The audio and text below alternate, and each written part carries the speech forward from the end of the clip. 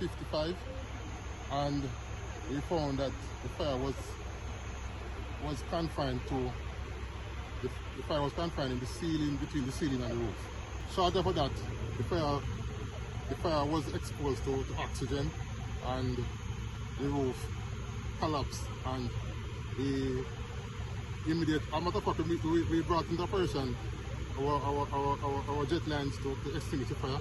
Shortly after which the roof collapsed, and we had to put on a defensive approach to the fire. Approximately 26 room dwelling house with total 11 roofs by one owner. The house was not insured.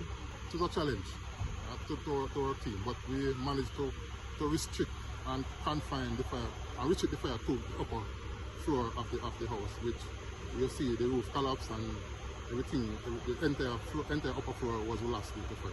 We responded with one unit from Mandeville and two from Christiana was summoned immediately as we arrived at the scene. And so we had enough supply of water to contain and extinguish the fire.